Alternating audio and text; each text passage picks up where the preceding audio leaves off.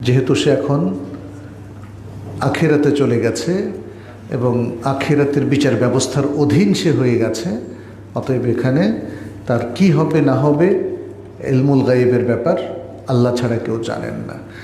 যদি তিনি জীবিত থাকেন তাহলে অবশ্যই তাকে তওবা করতে হবে, আর বান্দার হকের ক্ষেত্রে তার হক ফেরত দিতে হবে। এত যে হক মেরেছেন সেগুলো কোথায় গেল, তাই না? উনি সেটা করবেন যদি এমনটা হয় কালের আবর্তে পড়ে তিনি তার সেই কোটি কোটি অবৈধ সম্পদ হারিয়ে ফেলেছেন, তাহলে যাদের থেকে এই সম্পদ বানিয়েছেন তাদের প্রত্যেকের কাছ থেকে ব্যক্তিগতভাবে বলে কয়ে তাকে খুশি করে তারপরে ক্ষমা নিতে হবে। ক্ষমা নিতে ব্যর্থ হলে ওই ফলাফলটা আখিরাতে আপনাকে ভোগ করতেই হবে, এর বাইরে আর কোনো সমাধান নাই। তা আপনারা যারা এই সমস্ত এত বড় পাপে সম্পৃক্ত হন না, তাহলে আপনারা একটু সাবধান হন। আর যিনি এই পাপে সম্পৃক্ত হয়েছেন তাকে এখন সারা জীবন এই ক্ষমার জন্যই দৌড়ে বেড়াতে হবে। আর যদি পারেন আলহামদুলিল্লাহ, না পারেন কোনো ক্ষমা নাই, কোনো ক্ষমা নাই। আচ্ছা, একজনে অনেকগুলো প্রশ্ন করেছেন, দেখি উত্তর দ্রুত দিতে পারি কিনা। ইসলামী সঙ্গীত নাশিদ শোনা যাবে কিনা? মোবাইলের রিংটোন, অ্যালার্ম এগুলো সেট করা যাবে কি? উর্দু, আরবি এবং যে সকল ইসলামী সঙ্গীতে মহান আল্লাহ সুবহানাহু ওয়া তাআলা রাসূল সাল্লাল্লাহু আলাইহি ওয়াসাল্লামের প্রশংসা করা হচ্ছে সওয়াবের উদ্দেশ্যে, সেগুলো শোনা যাবে কিনা? ইসলামী সঙ্গীতটা প্রথমত আমাদের একটু ভালো করে দেখতে হবে সঙ্গীতটা ঠিক আছে কিনা। আসলে সঙ্গীত কথাটা আপনি বলেছেন, সঙ্গীত তো ইসলামে জায়েজ নাই, একদম টোটালি জায়েজ নাই। সঙ্গীত মানে কি বলেন তো দেখি? না, সঙ্গীত মানে গান কেউ বলেনি। গীত না, গীতও না। বিনোদন, বিনোদন তো সঙ্গীত ছাড়াও হতে পারে।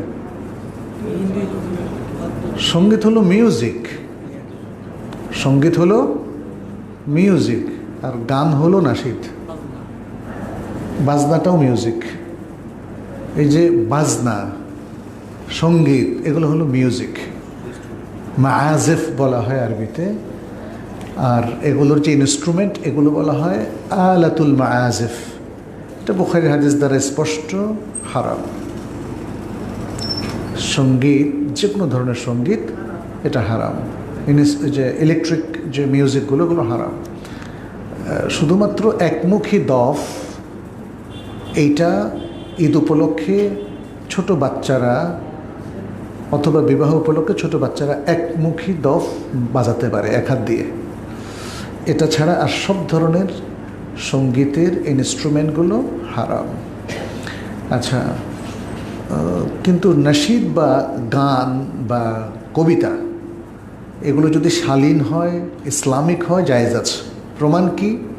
প্রমাণ হচ্ছে হাসান ইবনু সাবিত রাদিয়াল্লাহু তাআলা আনহু, তিনি যে কাব্য রচনা করেছিলেন, এই কাব্যটাই গান, যেটাকে আমরা গান বলি, কথা, সেগুলো রাসূল সাল্লাল্লাহু আলাইহি সাল্লাম সার্টিফাই করেছেন। অতএব রাসূল সাল্লাল্লাহু আলাইহি সাল্লামের সাহাবাদের মধ্যে অনেকেই এই ধরনের কাব্য রচনা করেছেন। আর রাসূল সাল্লাল্লাহু আলাইহি সাল্লাম নিজেও মজা করে কিন্তু কাব্য রচনা করেছেন। কীরকম? সাজা, ওই যে আমরা কবিতার যে ছন্দ বলি না, ছন্দ দিয়ে কথা বলা, নবী সাল্লাল্লাহু আলাইহি ওয়াসাল্লাম ছন্দ দিয়ে কথা বলেছেন। ফলে এটাকে হারাম বলা যাবে না। তবে এখানে আমাদের উলামায়ে কেরাম অনেকগুলো ডিসকাশন করেছেন, যেগুলো একটু খেয়াল রাখতে হবে। যেমন মেয়েদের গান, সেখানে যদি মিউজিক নাও থাকে, ছেলেদের জন্য শোনা জায়েজ হবে না। তারপরে এমনকি উলামায়ে কেরাম বলেছেন কিশোর বয়সের বালক অথবা বালিকা উভয়েরই কণ্ঠস্বর বয়স্ক মহিলাদের মতো, অ্যাডাল্ট মহিলাদের মতো, ফলে সেটাও তারা বলেছেন শোনা যাবে না। পৃথিবীতে দেখবেন মেয়েদের পরই যারা যৌন লিপ্সার শিকার হয় তারা হলো কিশোর বয়সের ছেলে এবং মেয়ে। কিশোর বয়সের ছেলে এবং মেয়ে। তো ইসলাম তো আসলে শুধু আপনাকে দেখে ইসলাম হুকুম জারি করে নাই, ইসলাম সারা বিশ্বের সকল মানুষের রিয়ালিটি, সাইকোলজি, সব দিক থেকে, তাদের কৃষ্টি, কালচার, সব দিকের আলোকে করা হয়েছে। আমেরিকার মতো একটা রাষ্ট্রে খুব ছোট্ট শিশুরা প্রচুরভাবে ধর্ষিত অথবা ধর্ষিতা হয়ে থাকে। তাতে বোঝা গেল যে এই সমস্ত জায়গায় ইসলাম যে রেস্ট্রিকশনগুলো দিয়েছে এমনি এমনি দেয় নাই। বৃহত্তর জনসমষ্টি, এই পুরো গ্লোব এবং গ্লোবাল সিচুয়েশনকে সামনে রেখে ইসলাম এই রেস্ট্রিকশনগুলো দিয়েছে যাতে আমাদের কোনো শিশু এই নির্যাতনের শিকার না হয়, কোনো মহিলা এই নির্যাতনের শিকার না হয়। বলেছে মহিলাদের সাথে একসাথে এক রুমেও থাকা যাবে না, ইভেন যদি তারা শিক্ষক আর শিক্ষার্থী হয়, ইভেন যদি তারা দুজন কাজিন হয়, যে চলো একটা রুম বন্ধ করে আমরা একটু গল্প করি, হ্যাঁ ঠিক আছে গল্পই করছে আর কিছু করে নাই, তবুও এটা হারাম, তবুও এটা হারাম। যেটা জায়েজ সেটা হচ্ছে তৌহিদ কিংবা ইসলামের মূলনীতিগুলোর সাথে সাংঘর্ষিক কিছু হতে পারবে না, মিউজিক থাকতে পারবে না, নারী কণ্ঠ থাকতে পারবে না, বা নারী কণ্ঠের মতো কণ্ঠও থাকতে পারবে না। তাহলে সেই নাশিদগুলো শোনা যাবে যদি সেগুলো উপকারী হয়, মানুষকে উদ্বুদ্ধ করে। আর আমাদের অনেক ইসলামী গজল, নাশিদ, কাওয়ালি শেরকে ভরা, শেরকে ভরা। আমি খুব অবাক হই এদেশের ইসলাম দরদি মানুষরা কত গবেষণা করে বিশ্ববিদ্যালয়গুলোতে, কিন্তু কিছু গবেষক কি এরকম পাওয়া যায় না যারা বাংলাদেশের এই গজল, কাওয়ালি কিংবা এই যে নাশিদগুলো, এগুলোর মধ্যে ইসলাম কতটা আছে বা নাই সে বিশ্লেষণ করবে। কবি নজরুলের অনেকগুলো নাশিদ অথবা কাব্য খুব সুন্দর আছে, দেখলাম এক আল্লাহ জিন্দাবাদ, তবে পুরোটা আমি ওইভাবে অ্যাসেস করে দেখি না, আমি প্রত্যেকটা বাক্যর সার্টিফাই করছি না এখানে, কিন্তু এক আল্লাহ জিন্দাবাদ খুব চমৎকার একটা কবিতা। আবার তার অনেক কবিতা আছে যেখানে কিন্তু শিরক খুঁজে পাওয়া যায়। আমাদের মুসলিম গবেষকরা কেন এত চুপচাপ বুঝি না। এমফিল পিএইচডি যারা করছে তারা কি এগুলো দেখে না? এই যে আমি স্টেজে উঠে বহু ইসলামী গান গজল শুনেছি যেগুলোতে সারাসার শিরিক, এবং এই গজল যদি কেউ মন থেকে মনে প্রাণে বিশ্বাস রেখে করে তাহলে সে শিরকের মধ্যে লিপ্ত হয়ে যাবে এবং ইসলাম থেকে খারিজ হয়ে যাবে। অথচ অনেককে দেখলাম যারা এই গজলটা গাচ্ছে যেখানে বড় শিরিক আছে, তারা কিন্তু ইসলামকে আবার খুব পছন্দ করে। তো এটা খুব অদ্ভুত হলো না? আপনি গান গাইলেন শিরিকযুক্ত, পছন্দ করলে ইসলাম, তো কেমনে হলো? তাই না? এর মানে হচ্ছে আমরা একটা গাফেল জাতি, গাফেল জাতি যাদের গাফলতি দূর হওয়া দরকার। আমাদের মসজিদের মুসল্লিরা ইমাম সাহেবকে তাদের অসুস্থতা, ছেলের পরীক্ষা, মৃত ব্যক্তিদের জন্য দোয়া করতে বলে। আচ্ছা, তো দোয়া করবেন, অসুস্থতা থেকে সুস্থ। আল্লাহ রাসূলকে অনেকে অসুস্থতা থেকে দোয়া করতে বলছেন, তিনি দোয়া করে দিয়েছেন। আবার অনেকে সবর করতেও বলেছেন। পরীক্ষার জন্য দোয়া করা যায়, মৃত ব্যক্তিদের জন্য দোয়া করা কোনো সমস্যা না। শেষ অংশ কী বললেন? বললেন ইমাম সাহেব ফরজ নামাজের জামাত শেষে সবাইকে হাত তুলে সম্মিলিত মোনাজাত করেন, এটা ঠিক কিনা? না, এটা ঠিক না। কারণ রাসূল সাল্লাল্লাহু আলাইহি সাল্লামকে যখনই কোনো পুরুষ অথবা মহিলা দোয়া করতে বলতেন, সেটা নামাজের পরে, জুমার নামাজে অথবা যে কোনো উপলক্ষে হোক, তিনি কথা বলেননি আসো তোমরা সবাই বসো, আসো আমরা একসাথে দোয়া করি, তাহলে আল্লাহ তাআলা কবুল করবেন। এটা কি করেছেন? তাহলে এই আয়োজনটা, এটা হলো বাঙালিদের কালচার, উপমহাদেশের লোকদের কালচার। তারা একসাথে দোয়া করে, দোয়ার মধ্যে আবার কিছু শিরকি কথাবার্তাও হয়। হে আল্লাহ, এই যে হাতগুলো উঠেছে, হাতের মধ্যে যেটা তোমার পছন্দ সেই হাতের উসিলায় আমাদেরকে ক্ষমা, আমার হাতের উসিলায় আপনারা ক্ষমা করবে কেন? যুক্তি দেন। আমার হাতের উসিলায় আপনাকে কেন ক্ষমা করবে? আপনি কি বাংলাদেশের মতো ওই যে মন্ত্রণালয়ের লবিংয়ের মতো মনে করছেন আল্লাহর ব্যাপারে? আল্লাহর ওখানে এরকম লবিং চলবে না, এটা মনে রাখবেন। আল্লাহর ওখানে লবিংয়ের একটাই উপায়, আমালে সালেহ, ইমানে কামেল। বুঝতে পেরেছেন? নির্ভেজাল তৌহিদ, বিশুদ্ধ আকীদা, সঠিক পন্থা ইবাদত, আল্লাহর কাছে লবিং করার ওয়াল্লাহি একমাত্র পন্থা এগুলো। করবেন চুরি আর বলবেন যে ভাই একটু আল্লাহর কাছে বলে দেন, যেন চুরিটাকেও হালাল করে দেয় আর গুনাহটাও মাফ করে। আল্লাহ কোনোদিন চুরিকে হালাল করবেন? হারামকে হালাল করবেন আল্লাহ? এটা আল্লাহর নিয়ম না। হালাল হারামের অধিকারও আল্লাহর, আর আল্লাহ যেটাকে ইউনিভার্সালি হারাম করেছেন ওটারে আর কোনো দিন হালাল করবে। আল্লাহ জেনাকে কোনো দিন হালাল করবেন না, কিয়ামত পর্যন্ত আল্লাহ জেনাকে আর হালাল করবেন না। আল্লাহ এই যে ডাকাতি, ছিনতাই, মদপান, দুর্নীতি, এগুলোর কোনোটাকে কিয়ামত পর্যন্ত হালাল করবেন। অতএব আপনারা যে যারা এত দুর্নীতি করে মৌলভী সাহেবকে ডেকে নিয়ে আসেন, মৌলভী সাহেব তো নিজেই তো দুর্বল একজন মানুষ, তাকে কর্মচারী বানায় রাখছেন আপনারা মসজিদের। হ্যাঁ, কি অদ্ভুত! মন্ত্রী মহোদয় মৌলভী সাহেবকে নিয়ে আসে আল্লাহর সাথে লবিং করার জন্য। কত হাস্যকর! আবার এই মন্ত্রী মহাশয় ইমাম সাহেবকে আর এই মৌলভী সাহেবকে এমন ধমকায় ইমাম সাহেবের আত্মা মনে যেন বের হয়ে যাবে।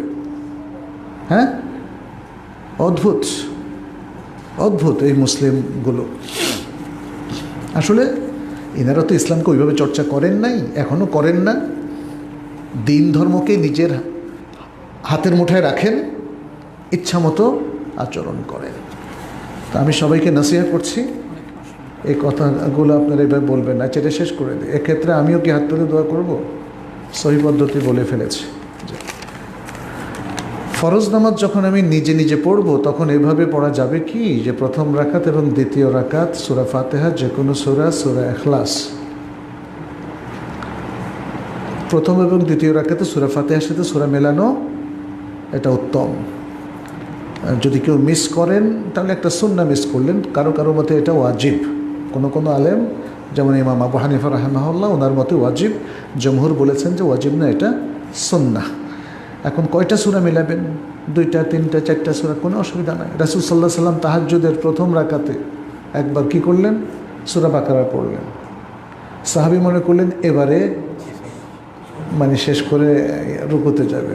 সূরা বাকারাও কিন্তু শেষ করতে খবর আছে নাকি?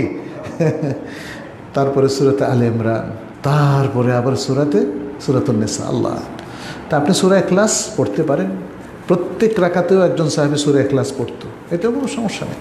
ভালো, যদি সূরা ইখলাস আপনি সূরা ইখলাসকে ভালোবেসে পড়েন, আল্লাহর তাওহীদকে ভালোবেসে আপনি যদি এটা পড়েন, তাহলে তো আল্লাহ রাসূল সাল্লাল্লাহু আলাইহি ওয়াসাল্লাম সেই সাহাবীকে খোঁজখবর দিয়েছিলেন তার জন্য কী হবে? জান্নাতের খোঁজখবর দিয়েছে।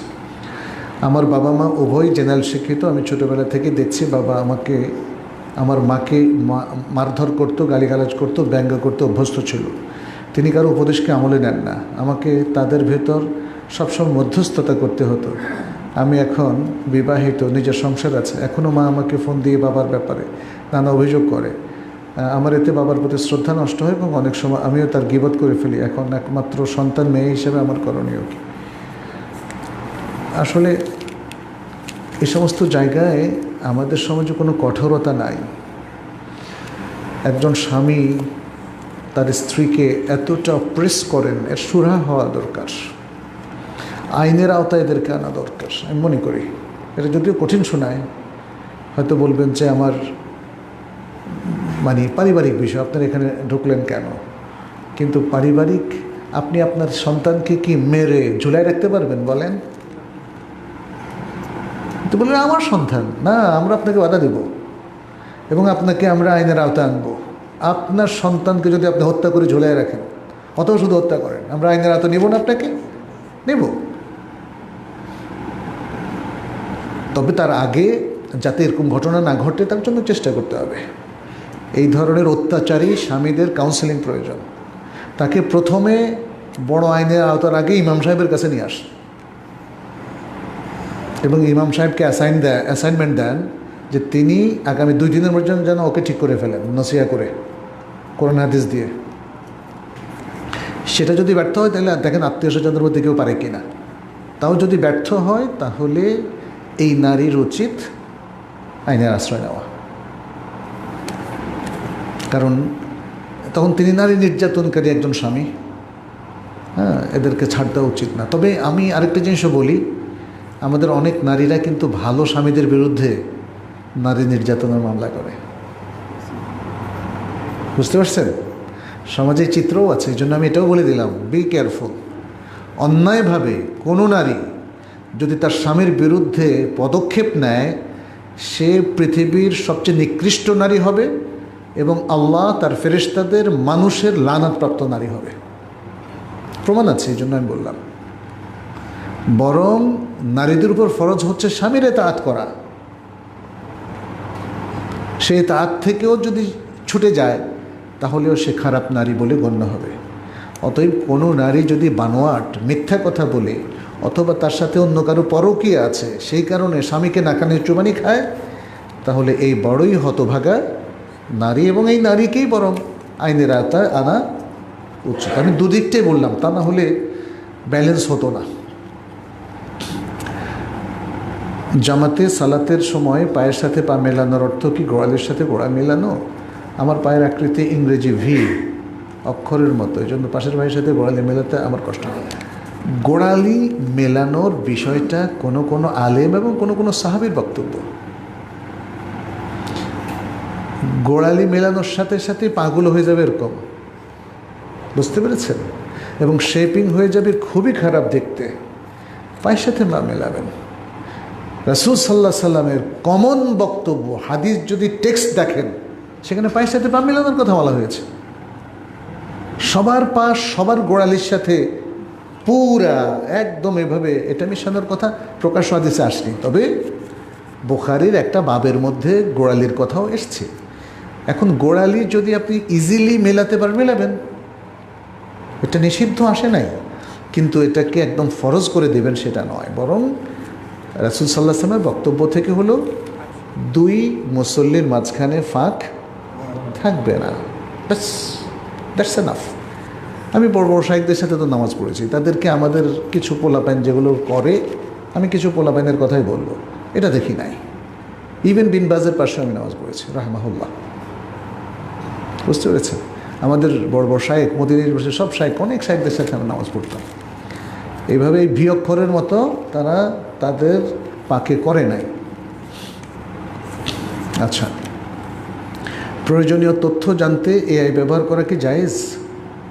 অজুর মাঝখানে 5 থেকে 10 সেকেন্ডের জন্য বিরতি নিলে কি অজু হবে? হবে। দ্বিতীয়টা অজু হবে।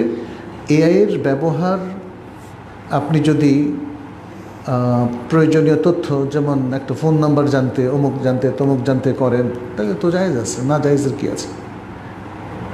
হ্যাঁ, কিন্তু অথরাইজড ব্যবহার যেন হয়। হ্যাঁ, কারো এআই চুরি করে আপনি সুবিধা নেবেন এটা হবে না। কারো ওয়াইফাই চুরি করে, অনেকে আছে না ওয়াইফাই চুরি করে, এআইও অনেকে চুরি করে। আরেকজনের এআই সাবস্ক্রাইব নেওয়া, এআই দিয়ে আমি সুযোগ নিলাম, এটা হবে না। আর ইসলামিক তথ্যগুলোর জন্য এআই এখনও যথেষ্ট বিশ্বস্ত নয়, বুঝছেন? বিশ্বস্ত হতে পারে যদি এআইকে বলে দেয় যে ইলেকট্রনিক বাবা তুমি তুমি এই 5টা ওয়েবসাইটের বাইরে থেকে ইসলামী উত্তরগুলো দিও না। এটা একটা সফটওয়্যার তো, বুঝছেন না? তখন সে এই 5টা ওয়েবসাইটের বাইরে আর যায় না, আর এই 5টা ওয়েবসাইট হলো অথেন্টিক, তখন তার জবাবটা গ্রহণ করা যাবে। আমি একটা জাস্ট এক্সাম্পল দিলাম, উদাহরণ। কিন্তু যদি এআইকে বলেন তুমি দুনিয়া চষে যা পাও আমার একটু জানাও, এবং সেখান থেকে আপনি নতুন নতুন অনেক তথ্য পেয়ে, আমাদের লোকজন হয়েছে এরকম নতুন, আরে বাহ এটা তো জানতাম না, পর্দা যে করতে হবে না, মেয়েরা বলবে এটা তো জানতাম না, হ্যাঁ হাত যে পুরা দেখানো যাবে এটাও তো জানতাম না, ছেলেরা বলবে আরে দাড়ি তো ফেলা যাবে এটাও তো জানতাম না, বুঝছেন না? কারণ উদ্ভট উদ্ভট চিন্তার মানুষ আছে। এআই যদি হিজবুত তাওহীদের থেকে ফতোয়া নেয়, এআই যদি দেওয়ানবাগের ওয়েবসাইট থেকে ফতোয়া নিয়ে আমাকে জবাব দেয়, তাহলে কি হবে বলেন? এআই তো নিজে শেষ হবে না, ওর সমস্যা নাই, ও ইলেকট্রনিক। শেষ হবে কে? আমি আপনি। শেষ, দুনিয়াও শেষ, আখিরাতও শেষ। আশা করি বুঝতে পেরেছেন। তো আমরা আজকে এতটুকুর মধ্যে শেষ করি। আচ্ছা, লাস্ট প্রশ্ন। আমার সন্তানের নাম এক শব্দের ইব্রাহিম রাখতে চাচ্ছি, এক্ষেত্রে ভবিষ্যতে জন্ম নিবন্ধন, পাসপোর্ট স্কুল কলেজ বা উচ্চতর ডিগ্রি নেওয়ার জন্য এক শব্দের নামে কোনো সমস্যা আছে কি না? না, কোনো সমস্যা নাই, সবাই তো এক শব্দেই রাখে। এখন জি না, সমস্যা হচ্ছে first name last name. Last name হচ্ছে আপনার বাবার নাম, আপনি আপনার বাবার নামটা লাস্ট নেম দিবেন। হ্যাঁ, এটা হচ্ছে ব্যাপার। তাইলে ইয়েতে আসলে লাস্ট নেম কাকে বলে আপনি ডিকশনারিতে গিয়ে দেখেন। লাস্ট নেম নিজের নামকে বলে না। হ্যাঁ, আমরা নিজের নাম 3-4টা পার্ট রাখি। হ্যাঁ, ফার্স্ট নেম এটাও আমার, মিডল নেম এটাও আমার, লাস্ট নেম এটাও আমার। অথচ নিয়ম হচ্ছে ফার্স্ট নেম হচ্ছে আপনার, মিডল নেম হচ্ছে বাবার, লাস্ট নেম হচ্ছে দাদার। হ্যাঁ, সার নেম হচ্ছে লকব, আপনার বংশীয় নাম খান যেমন। হ্যাঁ, এই আর কি। তো আল্লাহ আমাদের সকল আমলকে কবুল করুন, ভুল ত্রুটি ক্ষমা করুন। হ্যাঁ, আসসালাম।